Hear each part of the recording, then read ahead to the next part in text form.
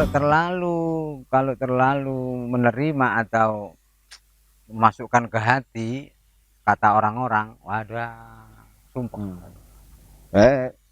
Konsep atau apa yang umum itu suami-suami takut istri. Ya. Jadi sebenarnya itu hanya merupakan satu analogi aja sebenarnya. Tapi sebelum saya menjawab ke sana, ini berdasarkan hasil dari sebuah penelitian, Gus. Bahwa sebuah rumah tangga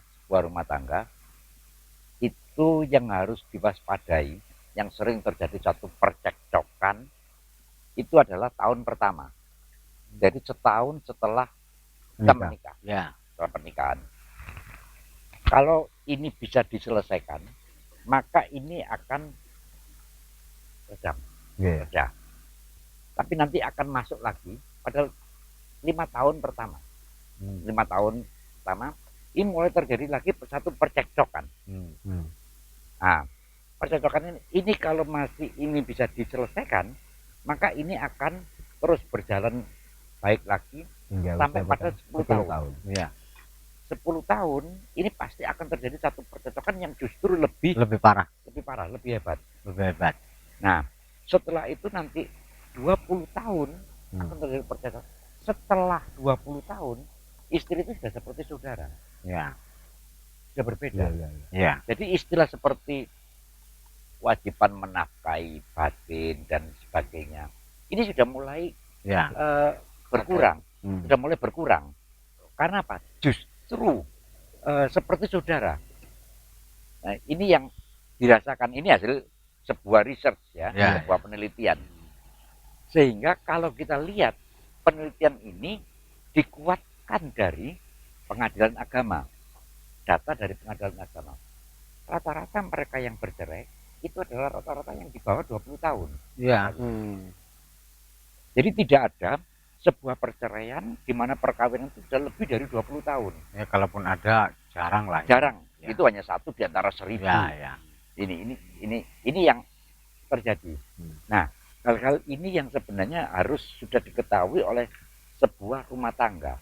Berarti kayak dikumulatifkan gitu, jadi akar permasalahan dari menikah dari awal kemudian dikumulatifkan. Ini jadi salah titik salah titik wis gawe gede. Nah, kalau yang tadi itu, kalau di ajaran penghayat bahwa baik buruknya sebuah keluarga, itu mengapa kok dianalogikan seorang wanita itu meluruskan barang-barang yang bengkok. Itu adalah tugas seorang wanita untuk mengingatkan seorang suami. Sehingga istilah kita itu baik api elei rumah tangga, api elei sebuah keluarga itu sangat bergantung kepada seorang ibu. Ini yang terjadi. Nah, sehingga kita istilahkan bahwa dengan guyonan tiga itu kok tulang rusuke wong lanang. Tulang rusuk wong lanang itu bengkok, ini kan bengkok ini sebenarnya. Nah, ini sehingga tugas seorang wanita adalah kudu iso ngencengno barang-barang sing bengkok. Istri saya, kalau saya misalnya memberikan uang, maka dia akan bertanya, duit apa itu? Dia tanya dulu, uang apa ini? Dari mana itu? Dari mana? Oleh tekondi. Ini dia akan bertanya. Sehingga terus terang saja, dengan demikian, seorang suami akan selalu diingatkan melaku dalan sing lurus. Sehingga ada istilah, kalau di Jawa itu manusia, itu bahasa Jawanya manungso, berasal dari kata margo nugroho sodo. Margo itu jalan, nugroho itu api, sodo itu mesti lurus. Tetapi dia juga akan bengkok di ujungnya. Sehingga tidak ada, artinya tidak ada seorang manusia pun yang akan bisa berjalan secara lurus, tapi tetap ada satu tujuannya. Ini enggak bertabrakan dengan pemahaman umum bahwa istri itu diibaratkan konco wengking itu. Nah, itu salah. Itu sebenarnya hanya satu istilah. Jadi nunut neraka katut. Nah, ini yang sebenarnya disalah kaprahkan. Karena apa? Karena itu dimanipulasikan oleh Belanda Pak, pada waktu penjajahan. Pada waktu penjajahan kita memang ditekan satu doktrin bahwa wanita itu kudu di bawah laki-laki. Nah itu loh. Terima kasih Mbak Mungan. Jadi konco wingking istilahnya itu. Nggih. Istilahnya sampai wong perempuan itu 3M tugasnya. Ya. 3M. Masak, macak, macak, mana. Nah, kan itu Oh, sebenarnya. gitu Pak. Iya. M ya. Ini sehingga kalau perempuan istri tidak bisa mana berarti masih belum seorang perempuan. Tapi sekarang Waduh. sudah berubah lagi. Apa? Seorang perempuan kalau dahulu yang dikatakan seorang istri apabila melahirkan dengan jalan yang normal. Iya. Tetapi sekarang sudah berbeda. Lebih baik operasi. Atau begini, masalahnya gini. Kalau saya setuju itu, pendapatnya setuju. Ye. Kalau bicara apa uang rusuk yang Ye. itu kenyataannya dari pandangan saudara kita Ye. di Teruto dari Benah Hayat Ye. itu adalah yang bengkok adalah punyaan suami. Suami. Ya, punyaan suami itu sosok seorang Ye. laki-laki yang mampu mencerno atau meluruskan Istri. Ye. adalah istri. Istri. Kalau gambaran-gambaran jenengan tadi bisa seperti itu. Ye. Tapi tidak juga banyak dari seorang istri, ya seorang istri yang jalannya juga bengkok. Ada itu ya. Ada. Yang Ada. bengkok. Yang suami itu lurus, Lurus. ya lurus. Mm-mm. Nah, apakah yang dimaksud itu jiwa? Apa yang dimaksud itu jiwa? Nek jiwa wedok, Ye. suami tadi jiwa wedok. Ye. Karena suka korup, Ye. suka gak bener, karena istri jiwa lagi, maka dikencerno sama perempuan atau istri yang berjiwa lagi. Ye. Apa seperti itu bisa? Anu. Mungkin dipadukan. Ye. Karena yang saya dengar saat dulu itu, yang bengkok itu tulang rusuknya perempuan gitu. Iya. Iya, Hmm. yang saya dengar, maaf ini. Ye. Ya. Ye. Gitu, ini membahas bengkok dan lurus. Iya, ya. bengkok dan lurus. Gitu ya. Bengkok dan lurus.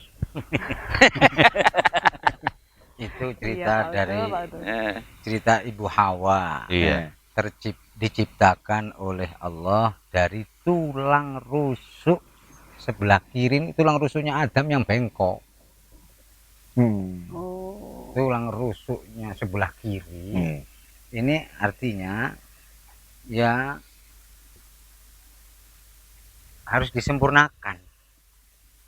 Nah, maka si pemimpin rumah tangga yaitu suami ini kalau belum soleh, belum baik iman Islamnya, kalau di Islam itu Ye. sesungguhnya belum ba'ah. Pengertian hadis man istata'a minkumul ba'ah falyatazawwaj. Ya ayyuhas syabab, wahai para pemuda, barang siapa di antara kalian yang sudah ba'ah, yang sudah mampu membimbing diri sendiri, mampu memimpin diri sendiri, membimbing diri sendiri, ya menjalani kehidupan ini dengan lurus. Kalau belum mampu, sesungguhnya durung wayahe nikah, karena akan memimpin. Ye. Karena Lah nek durung soleh, durung lurus, masa iso ngurus sing bengkong. ya. Lah nek durung jejeg, masa iso syaratnya nglurusno iku ya sing lurusno kudu wis lurus. Jenenge syaratnya benerno sing salah. Ya sing benerno kudu wis bener. Tapi bagaimana Gus kalau dengan LKMD sekarang? Kan banyak sekarang itu. Ya itu oknum, itu Iya. itu Apa itu? sesungguhnya LKMD itu. Lamaran kari meteng dhisik. Lah ya. Istilah baru kita baru dengar ya. Lama itu. Desa LKMD itu iku pokoknya sing iso bembong ya ro. Wis pokoknya sing sekolah zaman sekolah di SMP SMA ya ro. Ro. Lamarane kari metenge dhisik. Nah, Oh.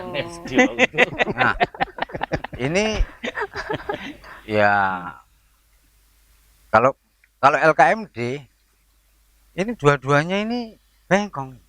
Dua-duanya Gus ya. Iya, yang perempuan mau Ya. di LKMDI. Ya. Yang laki-laki ya pelaku LKMD. Ya. Ini dua-duanya Tapi bengkok. Iya, Pak Uto. iya. Monggo Pak Uto. Maka sebelum menikah kalau di Islam ini keduanya harus bertaubat nasuha terlebih dahulu. Atau mungkin tadi yang satu, nah itu tadi, kemudian yang kedua, Ibu Hawa tercipta dari tulang rusuk Nabi Adam itu, kemudian berarti sempurnanya Nabi Adam itu ya dari Ibu Hawa ini. Dan Apakah bisa seperti itu? memang begitu, Bu. Memang begitu artinya. Dan sebaliknya, sempurnanya Ibu Hawa juga, dia tercipta dari, Iya. diciptakan dari tulang rusuk, ya harus butuh laki-laki. Saling membutuhkan ini. Sempurnanya itu ya saling sama-sama butuh. Karena memang Tuhan menciptakan makhluk ini berpasangan. Laki-laki pasangannya perempuan. Ini rasa butuhnya ini sama. Sesungguhnya tidak ada yang lebih butuh siapa, enggak. Sama-sama butuh. Iya. Sama-sama 100 rasa butuhnya. Maka ya harus saling mengerti dan harus berbagi tugas peran sesuai fitrahnya. Nah, fitrah istri ya menjaga rumah dalam negeri, menteri dalam negeri. Sama Maka Menteri Keuangan Gus. sama ya Iya. otomatis Menteri itu. Keuangan. Nah itu tadi makanya rumah tangga itu baik buruknya ditentukan oleh sang ibu, ibunya rumah itu, ya si istri. Disebut ibu kalau sudah punya anak. Ibu baik, semuanya baik. Iya, iya. Sebaliknya ibunya nih, wong iki dadi punjer Iya, iya. ya, tidak baik, apalagi suaminya. Jadi ketemunya di situ. Ini Ya berarti karena ya tugas menjaga rumah, membersihkan ya keuangan dan sebagainya itu. apa bisa dipahami. Jadi ketika menikah ini karena si istri itu berasal dari tulang rusuk laki-laki. Kemudian terjalinlah saling tadi itu. Ini ada pertukaran sifat. Artinya bagi seorang wanita ini belum sempurna kewanitaannya. Ini sebelum di situ ada sifat laki-laki dimasukkan. Ya. Begitu juga dengan laki-laki. Iya. Itu arti dari ar-rajulu junnatul mar'ah wal mar'atu junnatur rajul. Istri itu bentengnya suami. Iya. Sebaliknya suami pun benteng istri. Benteng dari apa? Dari segala godaan. Dari godaan nafsu, setan, dunia dan sebagainya.